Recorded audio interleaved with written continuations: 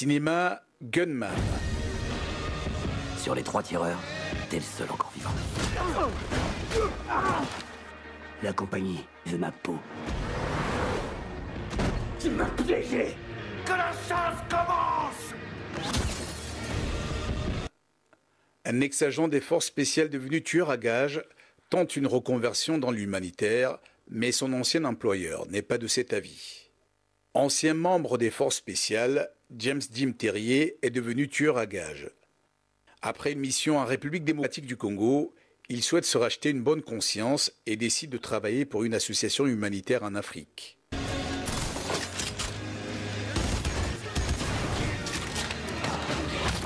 Alors fais le grand nettoyage. T'es le dernier objectif. Tu représentes la dernière menace. J'en ai de la chance. Vous connaissez ces fameuses journées où tout le monde veut vous tuer, Dieu sait pourquoi. Ouais, on peut dire ça.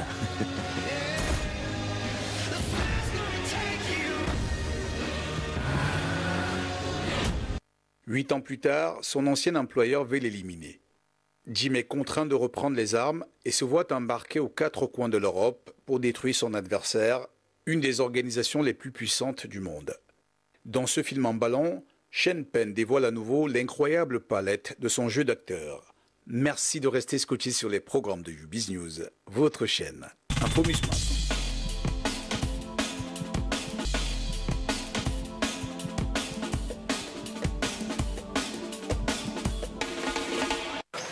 Bonjour, je m'appelle Guiré Maé, bienvenue dans mon univers.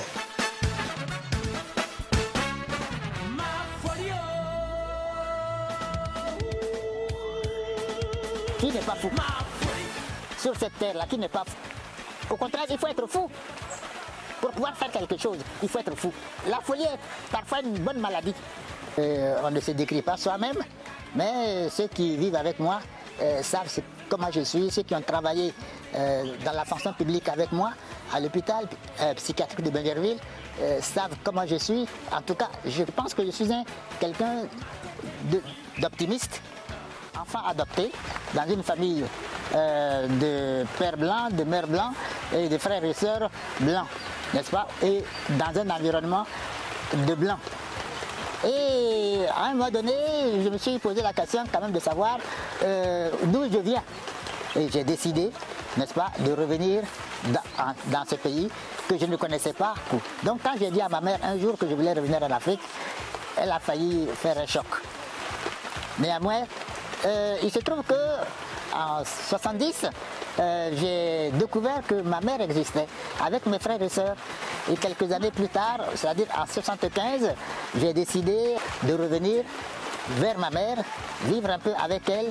Effectivement, quand je suis arrivé, quelques années après, ma mère a disparu. Il n'y a rien dans ma vie qui ne soit de l'art. J'ai été paysan, j'ai cultivé des maniocs, des tomates, des aubergines. En Suisse, j'ai appris à traire les vaches. Toute ma vie tourne autour de l'art. Et si c'est ça, la folie, c'est une belle folie. Et je continuerai à accepter que Dieu me donne cette folie-là.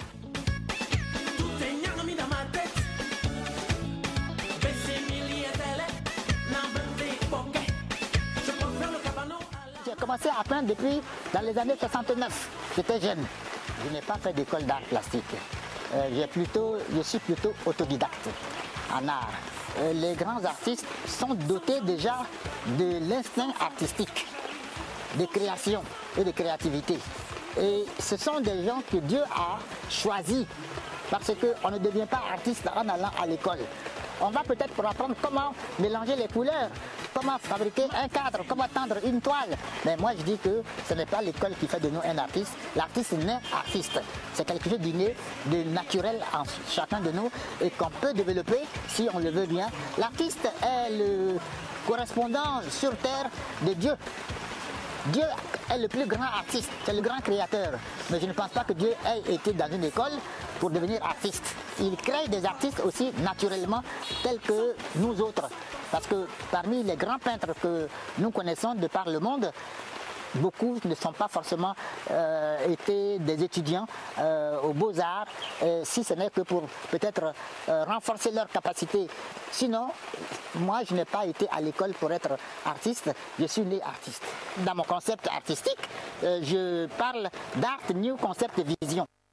Cette vision, une nouvelle manière de concevoir ce que c'est que l'art, cette relation que j'ai avec les objets. C'est cette relation que nous devons tous avoir les uns avec les autres, à savoir contribuer à améliorer nos vies mutuellement. Moi, je ramasse les objets qui sont censés morts, qui sont censés inutiles, qui sont censés avarier, qui sont censés gâter, détruire. C'est des déchets. Mais ces déchets-là proviennent de qui? Ça vient de nous. Ces déchets peuvent revivre. Et j'essaye par recomposition, n'est-ce pas, par combinaison, par association, n'est-ce pas, de ramener ces objets à la vie. Parce que si vous ramassez une boîte de lait brisée par un pneu de voiture, vous la régénérez, vous en faites une image. Cette boîte vous doit beaucoup de choses parce que sa vie va se prolonger.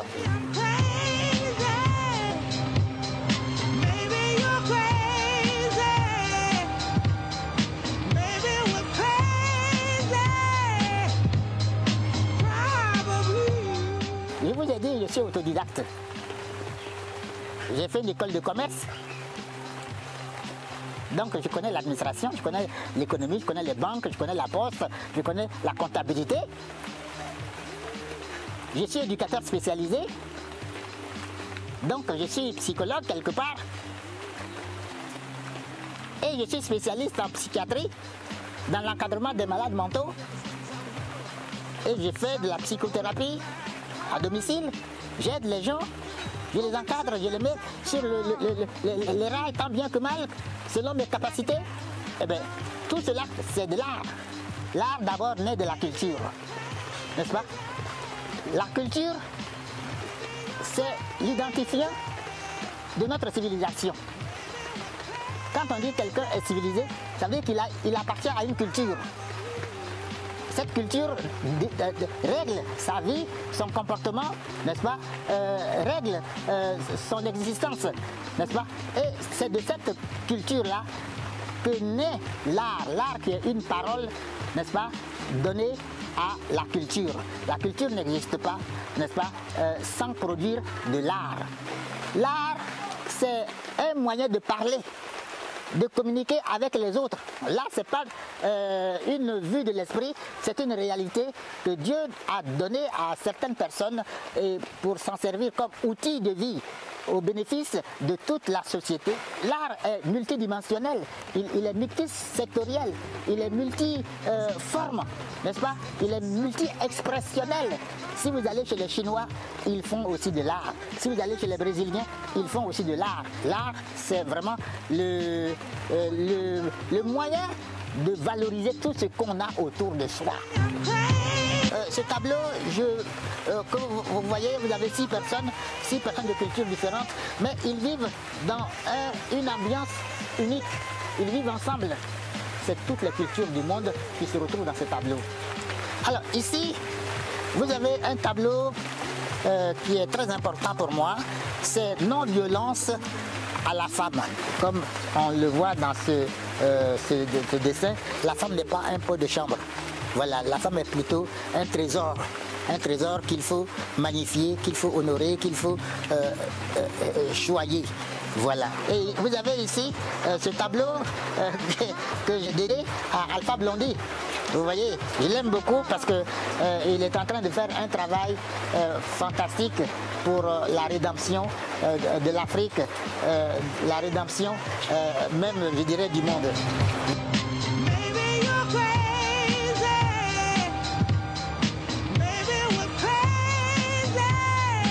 Il faut être audacieux. Si l'audacieux est un fou, tant mieux. Si celui qui ose est un fou, tant mieux. Si certains hommes politiques vont jusqu'à perdre la vie pour leur idéal, pour leur idéologie, si c'est des fous, tant mieux. Parce que l'essentiel, que la folie aide l'homme à mieux vivre et à aider l'homme à aider ses semblables à mieux vivre, à s'en sortir. Si c'est de la folie, je ne suis pas le seul fou et j'en suis fier.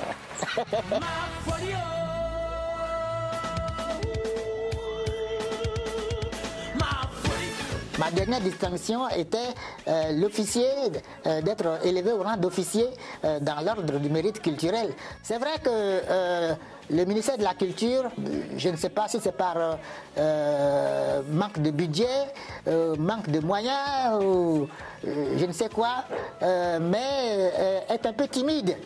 Est un peu timide vis-à-vis de ce qu'il devait faire comme action au profit des artistes d'une façon générale. Voilà, nous sommes effectivement un peu en souffrance dans ce sens-là.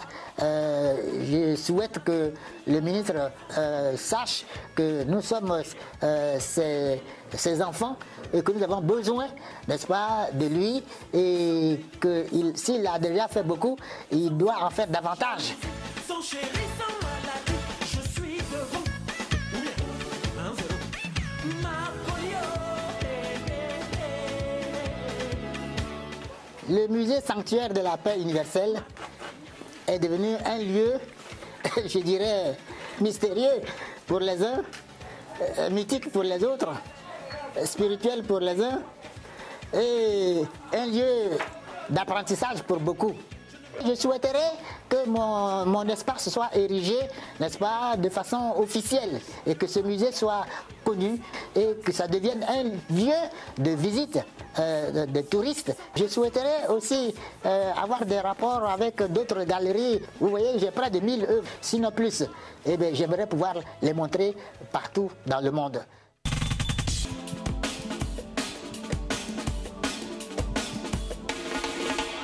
Cinéma, Samuel L. Jackson frappe encore.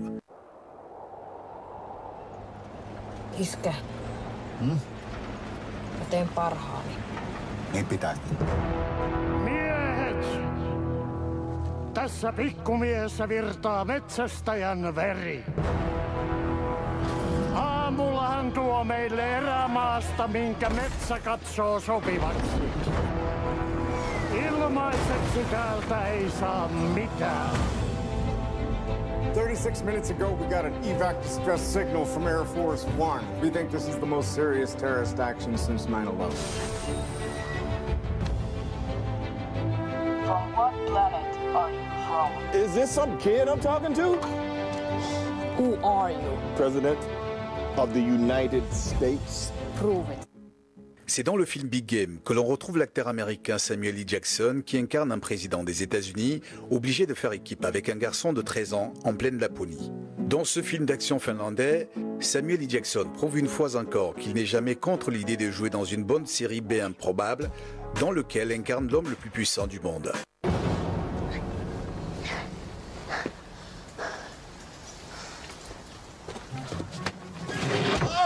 President, you okay? Oh, how the hell did I survive that? And where are my soldiers?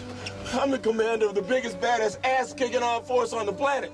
Why aren't they scouring this wilderness trying to rescue me? There's no one to help us. Not my dad, or not your army. We have to help ourselves. Instead of looking tough, we have to be tough. Right. Okay. Oh, let's go! Look out!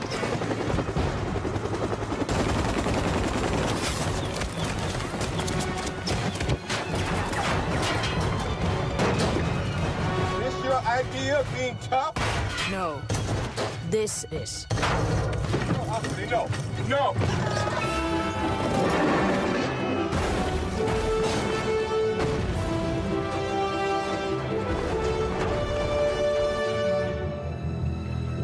What the hell are they doing?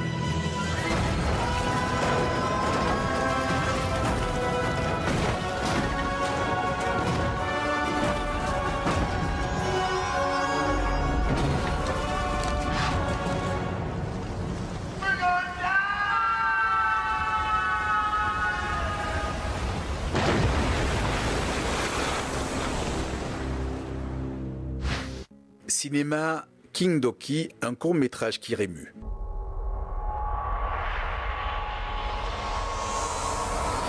We've just heard a shocking story of Victoria Cleanbay, an 8-year-old girl who was found dead in an apartment in London. Those kids, they tried to kill me in my sleep, Bibish.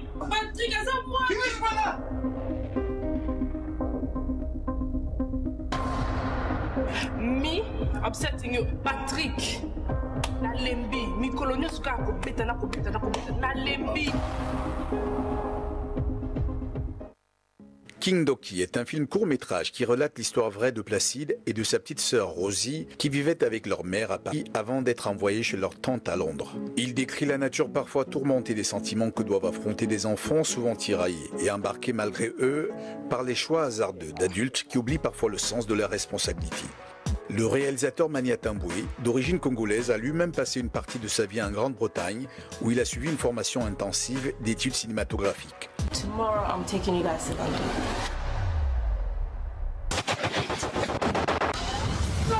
You go back as soon as you can, Mom. I'm so scared these people are trying to kill her. Ayaki kubomanai. Kindoki ya famila bino. Nakosimba na te.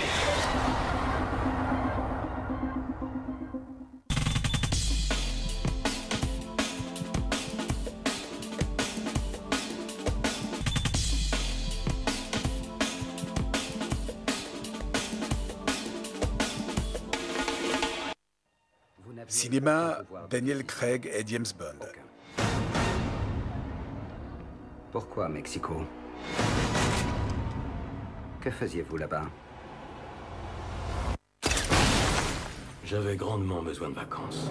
Un message surgit du passé entraîne James Bond dans une mission très personnelle à Mexico, puis à Rome, où il rencontre Lucia Ciara, la très belle veuve d'un célèbre criminel.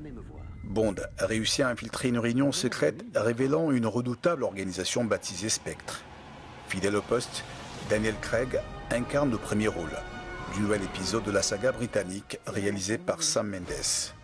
En incarnant le célèbre agent secret britannique, le comédien anglais à la filmographie pourtant fournie s'est réellement imposé aux yeux du public. Alors James, qu'est-ce qui se passe? On dit que vous êtes fini. Vous en dites quoi, vous? J'en dis que vous n'en êtes qu'à vos débuts. Magnifique, non? Elle monte à 100 en 3 secondes 2, et elle a plus d'un tour dans son sac. J'ai une dernière chose à vous demander. Qu'avez-vous derrière la tête? Vous pouvez me faire disparaître? Les amoureux de la belle italienne Monica Bellucci sont sans doute très heureux de la retrouver en James Bond Girl, aux côtés d'un Daniel Craig qui, contrairement aux rumeurs, ne sera pas remplacé tout de suite dans le rôle de James Bond. En effet, l'acteur a annoncé avoir signé un contrat pour un 5e épisode. Il a aussi expliqué continuer l'aventure tant qu'il s'en sentira physiquement capable.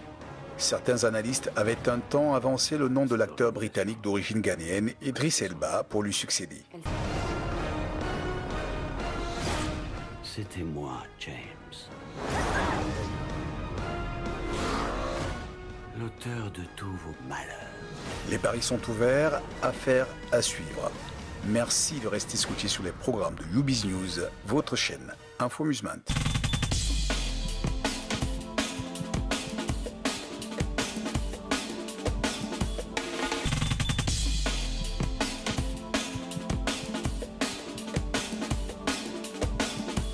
Cinéma, Magic Mike XXL.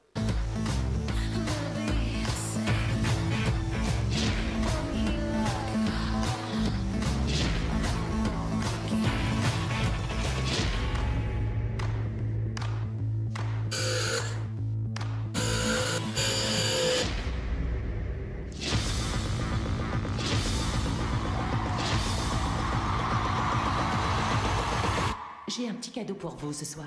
Nous allons voir s'il est toujours aussi magique, ce Mike. 3 ans après que Mike ait renoncé à sa vie de stripteaseur, les Kings of Tampa sont eux aussi prêts à jeter l'éponge. Mais ils veulent le faire à leur façon, en enflammant la piste de danse lors d'un ultime spectacle époustouflant à Myrtle Beach et en partageant l'affiche avec le légendaire Magic Mike. Demain, on commence le pèlerinage vers Myrtle Beach pour la convention. Si seulement on vous avait connu à notre époque. Ben, je crois que c'est toujours votre époque, madame. Si c'est vraiment notre dernière tournée, on pourrait créer de nouvelles Corées. Dans ce business, c'est évolue ou crève. Êtes-vous prête à être idolâtrée? Êtes-vous prête à être exaltée? Nous, on est quoi? On est comme des guérisseurs. Exactement. Oh ouais. Alors qu'ils se préparent pour leur finale et qu'ils se rendent à Jacksonville et Savannah pour renouer avec d'anciennes connaissances et se faire de nouveaux amis, Mike et ses camarades s'initient à de nouvelles acrobaties et évoquent le passé de manière surprenante. Merci de rester scotché sur les programmes de UBiz News, votre chaîne Infomusement.